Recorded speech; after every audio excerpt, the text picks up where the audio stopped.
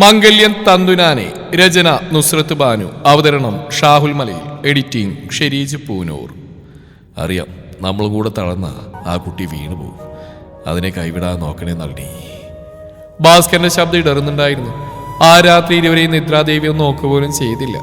നാളത്തെ അവസ്ഥ ആലോചിച്ച് ഇരുവരും വിതുമ്പലോടെ നേരം പുലരുവോളം കാത്തിരുന്നു. പുതിയ താമസക്കാരാണെങ്കിലും അവിടെ പരിചയമായവരെല്ലാം രാവിലെ തന്നെ വിവരറിഞ്ഞ് വീട്ടുമുറ്റത്ത് എത്തിയിരുന്നു. ഭാസ്കരേട്ടാ, ആളുകൾ വന്നു തുടങ്ങി. മോളെ പെണിക്കും എങ്ങനെ നമ്മൾ നളിനിയമ്മേ പറഞ്ഞിരുന്നപ്പോഴേക്കും പുറകിൽ നിധിയുടെ ശബ്ദം കേട്ടു. കണ്ണുകൾ തുടച്ച നളിനി മുഖത്തൊരു പുഞ്ചിരി വിടർത്തിക്കൊണ്ട് അവളെ തിരിഞ്ഞു നോക്കി. നളിനിയമ്മേ, എൻ്റെ അച്ഛയമ്മേ, ഇവര് ഇന്നലെ നിധി മോളെ പറ്റിച്ചു അല്ലേ?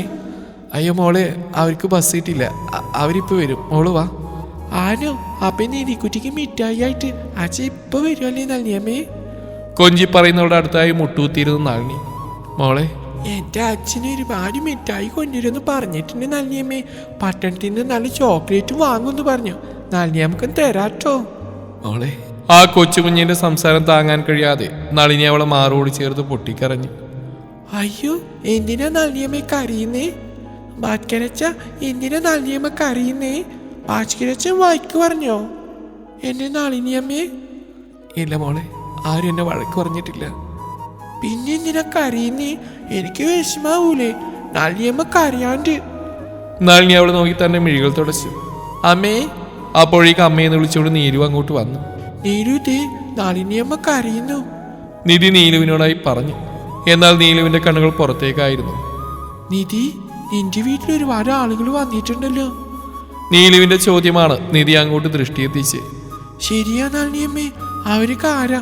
എന്തിനാ ഞങ്ങളുടെ വീട്ടിലേക്ക് വന്നേ? അത് മോളെ, ഹായ്, സത്യമാമനും വന്നിട്ടുണ്ട്. നിധി നളിനിയിൽ നിന്ന് മാറി കുറച്ചകലെ നടന്നിരുന്ന സത്യനെ കണ്ട് അയാളുടെ അടുത്തേക്ക് ഓടി. സത്യമാമ വിളിച്ചുകൊണ്ട് ഓടിച്ചെന്ന നിധിയെ വേദനയോടെ നോക്കി നളിനിയും ഭാസ്കരനും. ആ, മാമന് മോൾ എണീറ്റോ, വാ പറഞ്ഞുകൊണ്ട് നിധിയെ എടുത്തു പൊക്കി.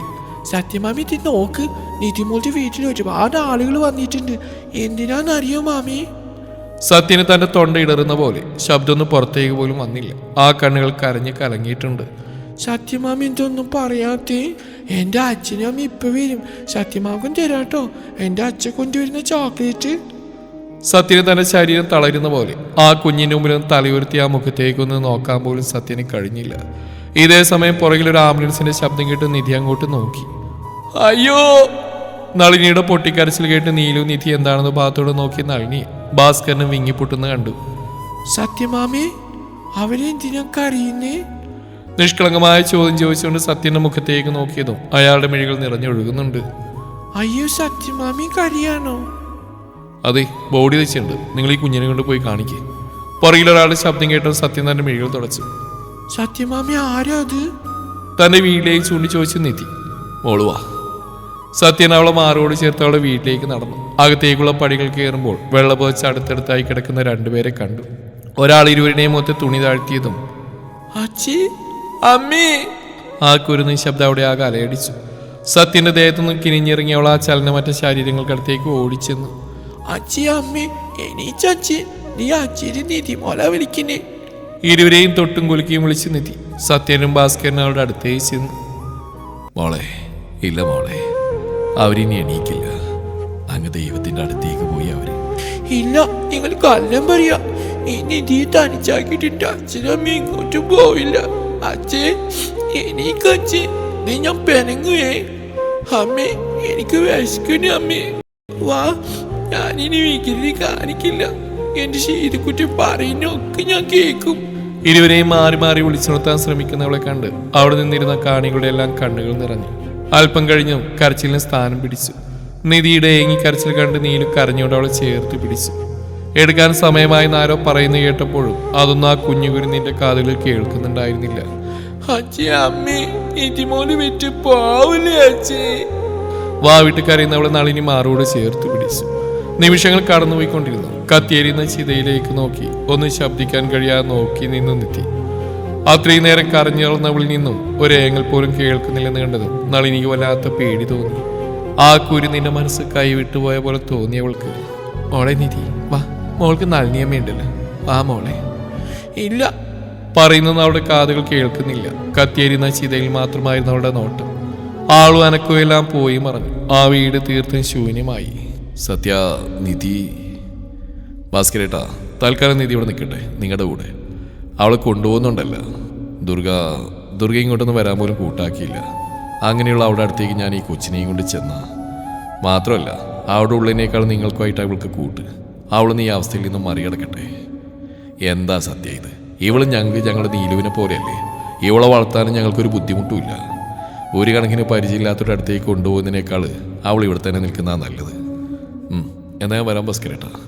അവരോട് യാത്ര പറഞ്ഞ് സത്യനിധിയുടെ അടുത്തേക്ക് ചെന്നു. മോളെ, മാമ വരാട്ടോ, എന്നെ മോളെ കൊണ്ടുപോകാൻ. മോളുടെ അമ്മയും മാമ കാര്യങ്ങൾ പറഞ്ഞാൽ മനസ്സിലാക്കട്ടെ കേട്ടോ. അവളെ തലോടിക്കൊണ്ട് പറഞ്ഞെങ്കിലും അവളൊന്നും കേൾക്കുന്നുണ്ടായിരുന്നില്ല. ഒരേ ഇരിപ്പ്.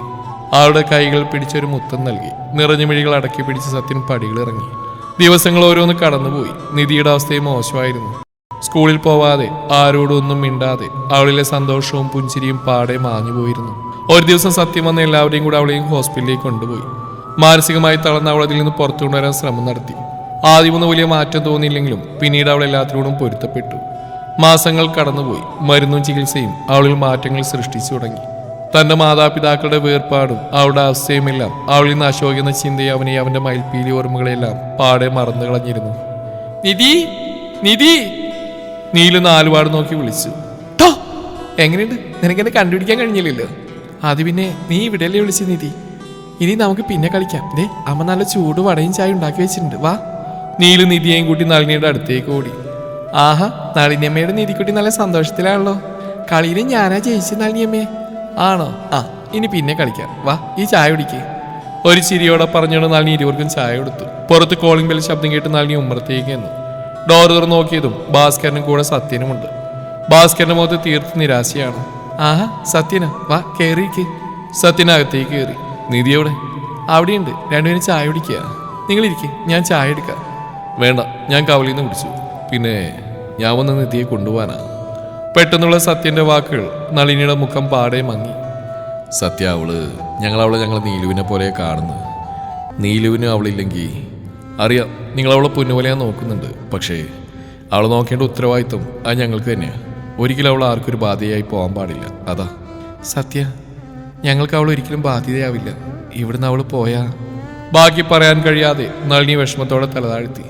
എനിക്ക് മനസ്സിലാവും, കുറച്ച് ദിവസം ബുദ്ധിമുട്ടൊക്കെ കാണും, പിന്നെ പതിയെല്ലാം ശരിയാവും. ഇടയ്ക്കൊക്കെ ഞാൻ അവളെയും കൂട്ടി ഇങ്ങോട്ട് വരാം. നളിനി ഒന്നും പറയാതെ അകത്തേക്ക് കയറി. മാമി! ഓടിക്കളിച്ചു വരുന്നതിനിടെ സത്യനെ കണ്ട നിധി അയാളുടെ അടുത്തേക്ക് ചെന്ന്.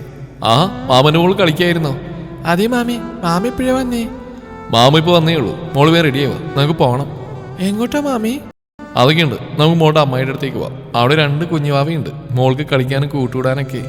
ആണോ സത്യം മാമി? ഒരു ചിരിയോടെ മോളി സത്യം. എന്നാ നമുക്ക് നീലുവിനെയും കൊണ്ടുപോവാം മാമി. നീലുവിനെ നമുക്ക് പിന്നീട് കൊണ്ടുപോവാം. ഇപ്പൊ കൊണ്ടുപോയ ഭാസ്കരച്ചൻ നളിനിയമ്മയും തനിച്ചാവില്ലേ? അത് നിധി വിഷമത്തോടെ എന്തോർത്ത് നീലുവിനെ നോക്കി. നീലുവിന്റെ മുഖം പാടെ മങ്ങിയിട്ടുണ്ട്. സത്യൻ അവിടെ അടുത്തേക്ക് ചെന്നു. നീലുവിന് എപ്പോൾ വേണേലും അങ്ങോട്ട് വരാൻ കേട്ടോ. ഇടയ്ക്ക് നിധി ഞാൻ ഇങ്ങോട്ട് കൊണ്ടുവരാം. മങ്ങിയ മുഖത്തോടെ നീലു സമ്മതം നൽകി. എൻ്റെ നളിനി നീ ഇങ്ങനെ കരഞ്ഞിട്ടെന്താ കാര്യം? വിഷമം എനിക്കുമുണ്ട്. പക്ഷെ നമ്മളെക്കാൾ അധികാരം നിധിയുടെ മേൽ അവർക്കാവുള്ളത്. എവിടെയാണെങ്കിലും അവൾ സന്തോഷത്തോടെ ഇരിക്കണം, അത്രയല്ലേ വേണ്ടൂ. പിന്നെ നമുക്ക് ഇടയ്ക്കൊക്കെ അവളെ പോയി കാണാമല്ലോ. അതൊക്കെ ശരിയാ ഭാസ്കരേട്ടാ. എന്നാലും ഇത്രയും ദിവസം നമ്മളല്ലേ അവളെ നോക്കിയത്. നളിനിയമ്മ എന്ന അവളുടെ വിളി കേൾക്കുമ്പോൾ മനസ്സിന് വല്ലാത്തൊരു കുളിർമയാണ്. ഞാൻ പ്രസവിച്ചല്ലേലും അവൾ അതുപോലെയല്ലേ നമ്മൾ കണ്ട്. നീ പറയുന്നെല്ലാം ശരി തന്നെയാണ് നളിനി. പക്ഷെ ഇപ്പം നമുക്ക് സത്യനോട് കൊണ്ടുവരുതെന്ന് പറയാൻ പറ്റുമോ? ഇല്ല. എന്തായാലും ഇപ്പം നിധിമോളെ നമുക്ക് സത്യൻ്റെ കൂടെ പറഞ്ഞു വിടാം. മോൾക്ക് അവിടെ കൂടെ നിൽക്കാൻ താല്പര്യമില്ലെന്നാണെങ്കിൽ നമുക്ക് ഇങ്ങോട്ട് തന്നെ കൊണ്ടുവരാം. ഇനി ഇങ്ങനെ കരയണ്ട. അത് കണ്ടാൽ നിധിമോൾക്ക് വിഷമാവും. സന്തോഷത്തോടെ വേണം നമ്മൾ അവളെ യാത്രയാക്കാൻ. ചെന്ന് അവളെ സാധനങ്ങളെല്ലാം എടുത്ത് പാക്ക് ചെയ്യുക. ഭാസ്കരൻ പറഞ്ഞു. നളിനി തന്റെ കണ്ണുകൾ തുടച്ച് അവിടെ അടുത്തേക്ക് പോയി. നിധിയുടെ സാധനങ്ങളെല്ലാം പാക്ക് ചെയ്യുമ്പോൾ നളിനിയുടെ ഉള്ളം വിതുമ്പിക്കൊണ്ടിരുന്നു. അതൊന്നും പുറത്തു കാണിക്കാതെ എല്ലാ ഒരുക്കങ്ങളും ചെയ്തു നളിനി. അമ്മേ, നിധി പോവാണോ? ഇനി നിരുവിന്റെ കൂടെ കളിക്കാൻ ആരും ഉണ്ടാവില്ലേ അമ്മേ? അതിനെന്താ മോളെ, അവളെ കാണാൻ തോന്നുമ്പോഴേക്കും നമുക്ക് പോവാലോ. അവളെ ഇങ്ങോട്ടും കൊണ്ടുവരാം. സത്യാണോ അമ്മേ? അതെ മോളെ, എപ്പോൾ കാണാൻ തോന്നുമോ അപ്പം നമുക്ക് അവളുടെ അടുത്തേക്ക് പോവാം. എന്നാലും അമ്മയിലെ പറഞ്ഞ നിധി എന്നും നമ്മുടെ കൂടെ ഉണ്ടാവും. അവളും നമ്മുടെ സ്വന്തമാണെന്ന്. ആണല്ലോ, അവൾ നമ്മുടെ സ്വന്തം തന്നെയാണ്. പക്ഷെ ഇപ്പോൾ അവളെ കൊണ്ടുപോകുന്നത് അവളുടെ മാമയല്ലേ. നമുക്ക് പറ്റില്ലാന്ന് പറയാൻ കഴിയുമോ? മോള് ചെല്ല്. എന്നിട്ട് അച്ഛൻ വാങ്ങിച്ച മിഠായിയൊക്കെ അമ്മ മേശപ്പുറത്ത് വെച്ചിട്ടുണ്ട്, അത് എടുത്തിട്ട് വാ. മോൾക്ക് നമുക്ക് വേറെ വാങ്ങിക്കാം. അത് നമുക്ക് നിധിക്ക് കൊടുത്തു വിടാം. ശരിയമ്മേ, ഞാൻ എടുത്തിട്ട് വരാട്ടോ. നീലു അതെടുക്കാനായി മുറിയിൽ നിന്നിറങ്ങിയതും നളിനി വാപുത്തി കരഞ്ഞു. ആ ചുരുക്കം ദിവസങ്ങൾ കൊണ്ട് നിധി അവർക്ക് അത്രയും പ്രിയപ്പെട്ടതായിരുന്നു. എല്ലാ ഒരുക്കങ്ങളും തീർത്ത് നളിനി നിധിയുടെ സാധനങ്ങൾ അടങ്ങിയ 2 ബാഗ് സത്യനെ ഏൽപ്പിച്ചു. എന്നാൽ പിന്നെ ഞങ്ങൾ ഇറങ്ങട്ടെ. നേരത്തെ ഇറങ്ങിയ നേരെ ഇരുട്ടുമ്പോൾ അവിടെ എത്താം. നിധി, എല്ലാവരോടും യാത്ര പറഞ്ഞോളെ. നിധി ചെറുമുൻസിരിയോടെ നളിനിയെ നോക്കി. നളിനിയമ്മേ, മോളെ നിധി. സങ്കടം മുള്ളിലൊതുക്കി ആ കുഞ്ഞു മുഖത്ത് നോക്കി പുഞ്ചിരിയോടെ തുരിതരാ മുത്തം നൽകി. ഭാസ്കരനെ അവളെ ചേർത്ത് പിടിച്ചു. തന്റെ ആത്മസുഹൃത്തിനോട് യാത്ര പറയുമ്പോൾ നിധിയുടെ കണ്ണുകൾ നിറഞ്ഞിരുന്നു. ഞാൻ വേഗം വരാട്ടോ നീലു, നീയും എൻ്റെ അടുത്തേക്ക് വരണേ. തീർച്ചയായിട്ടും നിധി. പരസ്പരം വാരിപ്പുണ അല്പനേരിരുന്നു നീലുവും നിധിയും. പിന്നീട് ഒരിക്കൽ കൂടെ എല്ലാവരോടും യാത്ര പറഞ്ഞ് സത്യം നിധിയെയും കൊണ്ട് പടികളിറങ്ങി. നടന്നു പോകുമ്പോഴും നിധി പതിയെ പുറകിലേക്ക് നോക്കി. തന്നെ നോക്കി നിൽക്കുന്ന നളിനിയമ്മയും നീലുവിനെയും ഭാസ്കരൻ ചേട്ടനെയും നോക്കി ടാറ്റ കാണിച്ചു. അവരുടെ മിഴികൾ നിറഞ്ഞു തൂവിയിരുന്നു. ഇനിയും നോക്കി നിൽക്കാൻ കഴിയാതെ നളിനി അകത്തേക്ക് ഓടിപ്പോയി. സന്ധ്യയായി തുടങ്ങിയപ്പോഴാണ് സത്യം നിധിയെയും കൂട്ടി വീടിനടുത്തുള്ള കവലയിൽ ബസ് ഇറങ്ങിയത്. അടുത്തുള്ള ചായക്കടയിൽ കയറി. ആ സത്യനാണോ പോയതാ? അല്ല, ഇതാരോ പുതിയ ആള്? ചായക്കടക്കാരൻ രാമേട്ടൻ നിധിയെ കണ്ടൊരു ചിരിയോടെ ചോദിച്ച് സത്യനോട്. ഇത് ഞാൻ പറഞ്ഞില്ലേ രാമേട്ട, എൻ്റെ ഭാര്യയുടെ സഹോദരൻ, അവൻ്റെയാ. ആ മനസ്സിലായി, അവരുടെ വെച്ചാണല്ലേ. മോൾക്ക് എന്താ കഴിക്കാൻ വേണ്ടത്? രാമേട്ടൻ ചോദിക്കുന്നിട്ട് നിധി സത്യനെ നോക്കി. അവൾക്ക് ചായയും പിന്നെ അവൾക്ക് വേണ്ടെന്ന് വെച്ചാൽ കൊടുത്തേക്ക് രാമേട്ട. മോൾക്ക് അതിലേതാ വേണ്ടത്? ചില്ലി കൂടാരത്തിലെ പൊരികൾ ചൂണ്ടിക്കാണിച്ചും തനിക്ക് ഇഷ്ടമുള്ള പഴംപൊരി കണ്ട് അതിലേക്ക് വിരലിച്ചു കൊണ്ടി അവൾ. രാമേട്ടൻ ഒരു ചിരിയോടെ പ്ലേറ്റ് 2 എടുത്ത് കൊടുത്തു. കഴിച്ചു കഴിഞ്ഞ് രാമേട്ടന് പൈസ കൊടുത്ത് പിന്നെ കാണാമെന്ന് പറഞ്ഞ് നിധിയെയും കൊണ്ട് വീട്ടിലേക്ക് നടന്നു സത്യം. ഒരു ഗേറ്റ് തുറന്ന് മുന്നോട്ട് കടന്നു. മുന്നിൽ കടന്ന് വീട്ടിലേക്ക് നോക്കി നിധി. തങ്ങളുടെ പുതിയ വീടിനേക്കാൾ കുറച്ച് വലുപ്പമുള്ള വീട്. അകത്തുനിന്ന് ബഹളം കേൾക്കാം. ഉച്ചത്തിലുള്ള ഒച്ച കേട്ട് നിധി സത്യന്റെ കയ്യിൽ ഇറുകെ പിടിച്ചു. മോള് പേടിക്കണ്ട, ഈ ഒച്ചപ്പാടും ബഹളം തന്നെയുള്ളൂ. മോളുടെ അമ്മായി വേറൊരു പാവാ. എന്റെ പിള്ളേരൊന്ന് അടങ്ങി നിൽക്കുന്നുണ്ടോ? നിങ്ങളുടെ അപ്പനെന്ന് പറയുന്ന ആൾ രാവിലെ പോയതാ, ഈ വഴിയൊന്നും കാണാൻ പോലും ഇല്ല. ധൃതിയോട് അടുക്കള ജോലി ചെയ്യുന്നതിനിടെ ദുർഗ 3 വയസ്സുള്ള തന്റെ ഇരട്ട കുട്ടികളായ ശങ്കർ ശരണിയോടും പരാതി പോലെ പറഞ്ഞു. അല്ലെങ്കിലും എല്ലാത്തിനും ഞാൻ ഒരാളുണ്ടല്ലോ ഓടി നടന്ന് ചെയ്യാൻ. ദുർഗേ, പുറത്തുനിന്ന് അടഞ്ഞിടക്കുന്ന ഡോറിലേക്ക് നോക്കി സത്യൻ ഉറക്കെ വിളിച്ചു. ഓ എത്തിയോ? ഇന്ന് എവിടേക്ക് ഊരി തണ്ടി വരുന്ന വരവാണോ എന്തോ? ഉറഞ്ഞു ഉള്ളിക്കൊണ്ട് മുൻവശത്ത് വാതിൽ ചെന്ന് ദുർഗ. കയ്യിൽ വലിയ 2 ബാഗും പിടിച്ചെടുക്കുന്ന സത്യനെ കണ്ട് അവൾ സംശയത്തോടെ തുറിച്ചു നോക്കി. അപ്പോഴാണ് പുറകിൽ തന്നെ ഒളിഞ്ഞു നോക്കുന്ന 2 കണ്ണുകൾ കണ്ടത്. ദുർഗ സത്യന്റെ പിറകിലേക്ക് ഒന്നുകൂടി ഏന്തി നോക്കി. സത്യേട്ടാ, ഇത് എന്താ ദുർഗ സംശയിച്ചു നോക്കുന്നത്? ഇത് നിന്റെ തത്തിന്റെ മോള് തന്നെയാ. ഇന്നലെ നീയല്ലേ പറഞ്ഞ് കൊണ്ടുവരുന്നതാന്ന് വെച്ചാൽ ചെയ്തോന്ന്. ഓ, അപ്പൊ എന്തെങ്കിലും കേൾക്കാൻ കാത്തിരിക്കായിരുന്നല്ലേ? കുറച്ച് അനിഷ്ടത്തോടെ ചോദിച്ചു ദുർഗ. നീ മുഖം മുറിപ്പിക്കായി കൊച്ചിനകത്തി കയറ്റി ദുർഗ. ദുർഗ സത്യം പറയുന്നതായിട്ട് തിരിഞ്ഞ് നിധിയെ നോക്കി. ഇങ്ങോട്ട് കയറി വാ. ദുർഗ വിളിച്ചവൾ പേടിയോടെ സത്യനെ ഇറുകെ പിടിച്ചു. ഡീ, നിന്നോടാ പറഞ്ഞേ, ഞാൻ നിന്നെ പിടിച്ച് വിഴുങ്ങത്തൊന്നുമില്ല. മോള് ചെല്ല്. മോളുടെ അമ്മായി കുറച്ച് പോക്കിരി സംസാരം ഉണ്ടെന്നേ ഉള്ളൂ. ചെല്ല്. സത്യം പറഞ്ഞു കേട്ട് നിധി പതിയെ ദുർഗയുടെ അടുത്തേക്ക് നടന്നു. ദുർഗ തന്റെ 2 കൈകൾ ഇടുപ്പിൽ കുത്തി അവളെ അടിമുടിയും നോക്കി. എന്താ നിന്റെ പേര്? അവളുടെ പേര് നിനക്ക് അറിയില്ലേ ദുർഗ? ഞാൻ നിങ്ങളോട് ചോദിച്ചില്ല, ഇവളോടല്ലേ ചോദിച്ച്. ഇവൾക്ക് രാവിലെ പറയാൻ ഇവിടെ വായിൽ പഴംകുത്തി വെച്ചിട്ടൊന്നുമില്ലല്ലോ. എന്റെ ദുർഗ, നീ ആ കുഞ്ഞിനെ ഇങ്ങനെ പേടിപ്പിക്കാതെ. ഇപ്പൊ തന്നെ നിന്റെ ശബ്ദവും സംസാരം കേട്ട് പേടിച്ചിരിക്കുക. അതിന് ഞാൻ ഇവളോട് പേരല്ലേ ചോദിച്ചുള്ളൂ. പറയണി, എന്താ എന്റെ പേര്? മോളെ, പേര് പറഞ്ഞു കൊടുത്തേക്ക്. സത്യം പറഞ്ഞു നിധി ദുർഗയുടെ മുഖത്തേക്ക് നോക്കി. നിധി? ആഹാ, ഈ ഭൂമിയിൽ എത്രയോ നല്ല പേരുണ്ട്. എന്നിട്ടാണോ എന്റെ പുന്നാരേട്ടൻ എനിക്ക് ഈ പേരിട്ട്? നീ എന്താടി പല കുപ്പിയിൽ നിന്ന് കുളത്തിൽ നിന്ന് വന്ന ഭൂതോ? നിധി. ദുർഗ, ആ പേരിന് എനിക്ക് ഒരു കുഴപ്പം തോന്നില്ല. നീ ഇപ്പൊ അവളെ അകത്തേക്കുണ്ടോ? കയറി വാ. ഒന്ന് കനത്തിൽ മൂളിക്കൊണ്ട് അവളുടെ കയ്യിൽ പിടിച്ച് അകത്തേക്ക് എത്തി. ശേഷം സത്യന്റെ കയ്യിൽ നിന്ന് അവളുടെ ബാഗ് വാങ്ങി മുറിയിൽ കൊണ്ടുവച്ചു. മുറിയിലേക്ക് കയറിയ ദുർഗ അവളുടെ ബാഗ് തുറന്ന് അതിൽ നിന്നൊരു പാവാടയും ബ്ലൗസും എടുത്ത് കയ്യിൽ കൊടുത്തു. യാത്ര കഴിഞ്ഞ് വന്നല്ലേ, പോയി കുളിച്ചിട്ട് വാ. അതാ ബാത്റൂം. ബാത്റൂമിലേക്ക് ചൂണ്ടി പറയും ദുർഗയെ നോക്കിക്കൊണ്ട് അവൾ പതിയെ അതിനടുത്തേക്ക് നടന്നു. ബാത്റൂമിൽ കയറി ഡോറ് ചാരി അവൾ വാപ്പുത്തി ഏങ്ങിക്കരഞ്ഞു.